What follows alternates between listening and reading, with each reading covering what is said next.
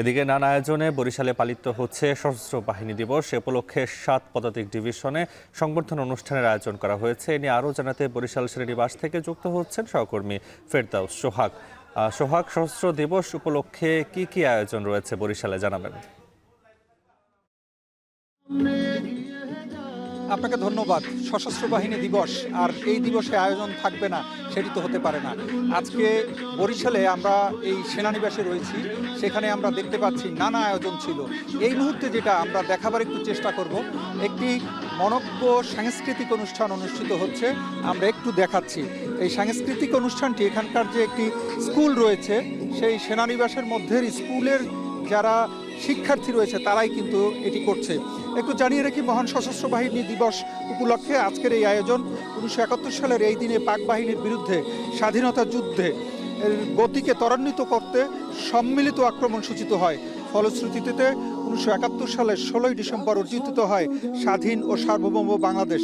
প্রতি বছরের ন্যায় এবারও 7 পদাতিক ডিভিশন ও বরিশাল এরিয়ায় যথাযথ মর্যাদার সাথে মনোমুগ্ধকর সম্বর্ধনা অনুষ্ঠানের মধ্য দিয়ে পালিত হয় এই 21শে নভেম্বর। অনুষ্ঠানে আগত মুক্তিযোদ্ধা সহ সকল গণ্যমান্য অতিথিদের অভ্যর্থনা জানান জেনারেল কমান্ডিং অফিসার জিওসি 7 পদাতিক ডিভিশন ও এরিয়া কমান্ডার বরিশাল এরিয়ার major general Mohammad Moazzem Hossain NDC. প্রধান অতিথি তার বক্তৃতায় সকলের উদ্দেশ্যে স্বাগতে ভাষণে মুক্তিযুদ্ধে বরিশাল অঞ্চলের মানুষের অসীম সাহসিকতা, সহযোগিতা এবং গুরুত্বপূর্ণ অবদানের ভূয়সী প্রশংসা করেন।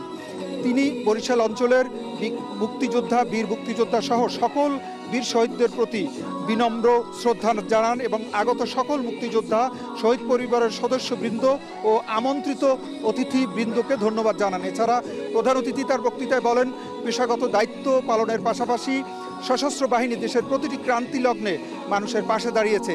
একই সাথে জাতীয় পর্যায়ে যে কোনো দুর্যোগ মোকাবেলায় এবং পার্বত্য চট্টগ্রামে সন্ত্রাস দমন এবং বেসামরিক প্রশাসনকে সহায়তায় করা হচ্ছে, এই সশস্ত্র বাহিনী করছে। এই অবদানগুলোই তিনি তুলে ধরেন।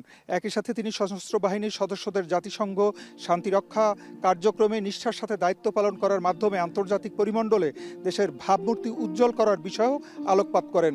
এই অনুষ্ঠানে অন্যান্যদের মধ্যে বীর মুক্তিযোদ্ধাগণ, শহীদ পরিবারের সদস্যগণ, সামরিক ও বেসামরিক কর্মকর্তাবৃন্দ, সশস্ত্র বাহিনীর প্রাক্তন সদস্যগণ এবং স্থানীয় গণ্যমান্য ব্যক্তিবর্গ ও গণমাধ্যমের ব্যক্তিবর্গ উপস্থিত ছিলেন।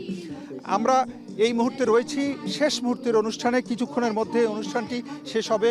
আমরা যেটা দেখতে পাচ্ছি, পরন্ত বিকেলে এই অনুষ্ঠানটি, মনোমুগ্ধকর এই অনুষ্ঠানটি কিন্তু উপভোগ করছেন এখানকার যারা আগত অতিথিবৃন্দ রয়েছেন। এখানে আমরা দেখছি বরিশালের বিভাগীয় কমিশনার, বরিশালের ডিআইজি, জেলা প্রশাসক সহ 6 জেলার ঊর্ধ্বতন কর্মকর্তাবৃন্দ কিন্তু এখানে উপস্থিত রয়েছেন সামরিক বেসামরিক কর্মকর্তাদের সাথে। এতটুকুই ছিল বরিশাল থেকে এই যে সশস্ত্র বাহিনী দিবস পালিত হচ্ছে তার সবশেষ খবর।